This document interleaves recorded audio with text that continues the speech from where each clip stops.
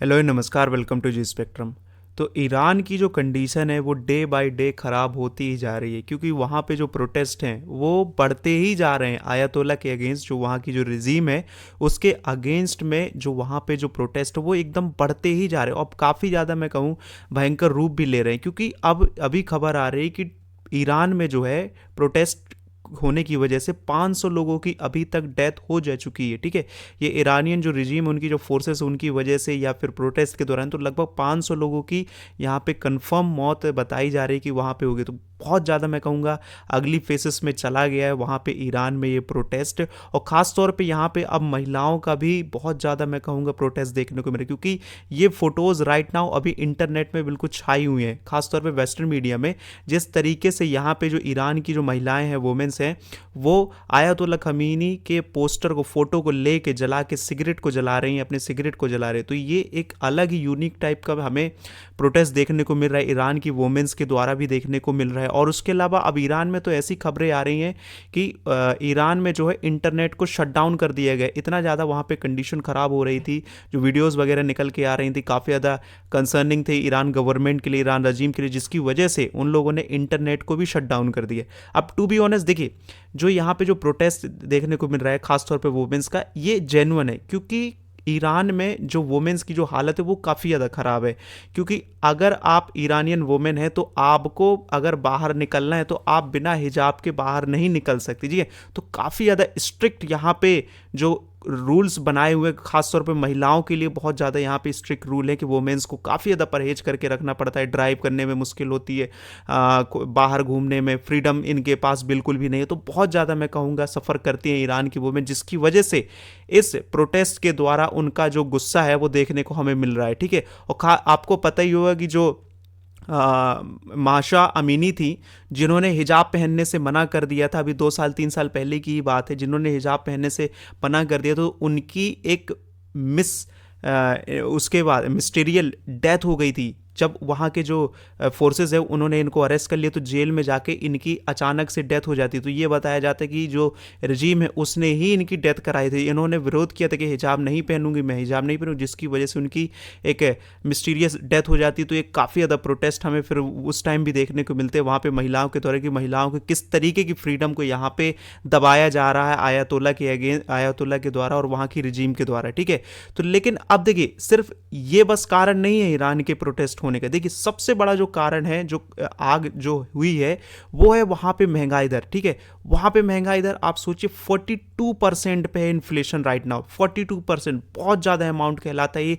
आम आदमी की लगभग पूरी जेब खाली हो जा रही है ज़रूरत के सामानों को लेने के लिए। और उसके अलावा यहाँ की जो करेंसी की वैल्यू है वो भी बहुत ज़्यादा डिप्रिशिएट कर रही है। अगर आपके पास $1 है तो आपको लगभग 1.4 मिलियन ईरानियन रियाल मिल जाएगा। तो काफ़ी ज़्यादा मैं कहूँगा डिप्रिशिएशन भी देखने को मिल रही है, महंगाई दर भी बढ़ रही है, जिसकी वजह से जो यहाँ का जो आम नागरिक है उसकी जो कमर है वो टूट के रखी हुई गई अपनी ज़रूरत की चीज़ों के लिए, अपने हिसाब से रहने के लिए। तो बहुत ज़्यादा सफ़र कर रहे हैं वहाँ के लोग। ठीक है, इस चीज़ को लेके। और वहाँ पे देखिए, सिर्फ और सिर्फ क्या है, लग्जीरियस वगैरह ये चीज़ें, आज जो नॉर्मल एसेंशियल चीज़ें, एसेंशियल गुड हैं, उनकी तक इतनी ज़्यादा रेट बढ़े हुए हैं, जिसकी वजह से लोग उसको भी खरीदने से परहेज कर पा रहे हैं। तो जिसकी वजह से ये यहाँ पे हमें क्राइसिस हमें देखने को मिल रहा है वहाँ पे। और देखिए, इनके पास इकोनॉमिक क्राइसिस तो है ही है, ऊपर से इजराइल के इनके ऊपर रेगुलर अटैक होते रहते हैं। ठीक है, यूनाइटेड स्टेट हमें आमतौर पर बॉम्ब करता रहा, अभी कुछ महीनों पहले ही बॉम्ब किया था इनके न्यूक्लियर साइट पर। उसके अलावा यूनाइटेड नेशन नए तरीके के एक बार और सैंक्शन लगाने की तैयारी में है, कि जो ईरान है जो अपना एटॉमिक प्रोग्राम, जो न्यूक्लियर प्रोग्राम अभी कंटिन्यू करना चाहता, तो उसके द्वारा एक और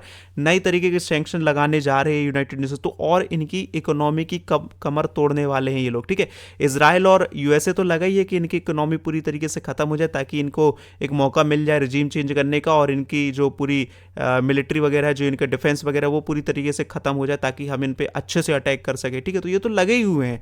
और खास तौर पे यहाँ पे प्रोटेस्ट का कारण एक और सबसे बड़ा बताया जा रहा है कि जहाँ पे जो इनइक्वालिटी है लोगों के बीच में, ठीक है, जो यहाँ की जो रिच क्लास है उनके पास तो इमेंस अमाउंट का पैसा है, लेकिन जो यहाँ की जो नॉर्मल गवर्नमेंट है वो उनके लिए अपने खाने तक के लिए पैसे नहीं है, ठीक है। तो इतनी ज़्यादा इनइक्वालिटी आजकल बढ़ी हुई। ईरान के जो वहाँ पे जो वेल्दी लोग हैं, वहाँ पे जो एलीट लोग हैं, उनके पास मैं कहूँगा लगभग 5-6% पूरी जो ईरान की जो 5-6% लोग हैं, जो ईरान की लगभग बहुत ज़्यादा ये वेल्थ ये लोग कैरी करके रखते हैं, और जो वहाँ के आम नागरिक है वो इन्फ्लेशन के शिकार होते दिख रहे हैं। तो इन इक्वालिटी की वजह से भी यहाँ पे प्रोटेस्ट देखने को मिल रहे हैं हमें ईरान में देखने, ठीक है।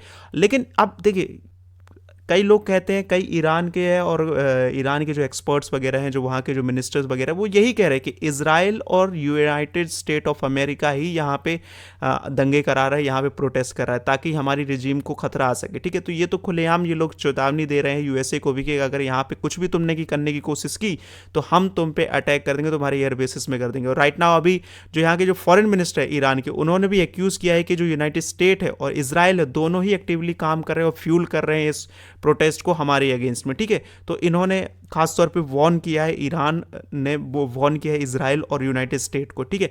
लेकिन अब सवाल आता है, देखिए क्या है, इस प्रोटेस्ट को सबसे ज़्यादा कौन कंट्री एंजॉय कर रही? ऑफकोर्स यूनाइटेड स्टेट और इजराइल ही कर रहा है। उनको कुछ करने की जरूरत पड़ नहीं रही इस समय, क्योंकि देखिए वो सोच रहे होंगे क्या ही मिलिट्री एक्शन ले इनके अगेंस्ट। अब इसी चीज़ को ही बढ़ावा दे देते हैं। जैसे जैसे यहाँ पे जो प्रोटेस्ट बढ़ते जाएंगे उनके लिए और ज़्यादा चांसेस बन जाएंगे यहाँ पे रिजीम चेंज करने को, यहाँ पे इन्वॉल्वमेंट बढ़ाने को अपनी, ठीक है। उनको मिलिट्री एक्शन लेने की ज़रूरत ही नहीं पड़ेगी। ऐसे ही अगर प्रोटेस्ट होते रहे इनके एंड गवर्नमेंट के अगेंस्ट, इनके रिजीम के अगेंस्ट होते रहे और यहाँ पे तख्ता पलट हो जाता है, तो इनके बेनिफिशियल में ही रहेगा यूनाइटेड स्टेट के।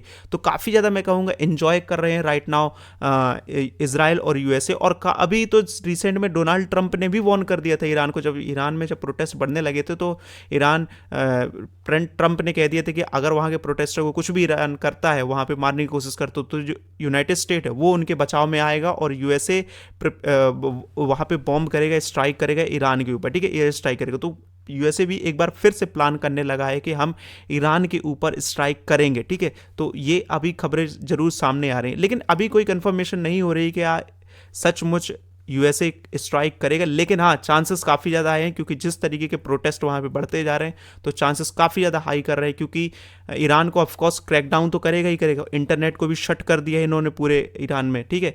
तो अब जो क्रैकडाउन करेंगे जिसकी वजह से इमेजेस ये बाहर ना जाने पाए, लोगों को पता ना चल पाए कि किस तरीके का हम क्रैकडाउन करते हैं, वहाँ पर लोगों को मारते हैं, क्या करते हैं। तो ये सब चीज़ों को रोकने के लिए ईरान ने क्रैकडाउन करने के लिए इंटरनेट बंद रखा है। तो लेकिन अब वहाँ पर जो कंट्रोल करने की कोशिश में तो लगा ही है, क्योंकि और ज़्यादा कंडीशन ख़राब होगी तो उन्हीं के लिए खतरा हो जाएगा। तो देखिए ईरान को तो उसको दबाना ही है। अब अगर ये सब चीज़ें पता चलती है यूनाइटेड स्टेट को, तो क्या सच में यूनाइटेड स्टेट ऑफ अमेरिका आता है उनके बचाव के लिए? जो ऑफकोर्स वो बहाना देंगे कि हम वहाँ के लोगों को बचा रहे हैं और बॉम्ब करेंगे, तो क्या अपना फ़ायदा यहाँ पे यूनाइटेड स्टेट और इसराइल निकालेंगे? देखना बहुत ज़्यादा इंटरेस्टिंग होगा। जैसे जैसे यहाँ पे फर्दर और ज़्यादा डेवलपमेंट होगी तो इंटरेस्टिंग होगा देखना है। तो और यही था आज का वीडियो। अगर इसमें कोई और भी अपडेट होता है तो मैं उस पर वीडियो बना दूंगा। Thank you very much.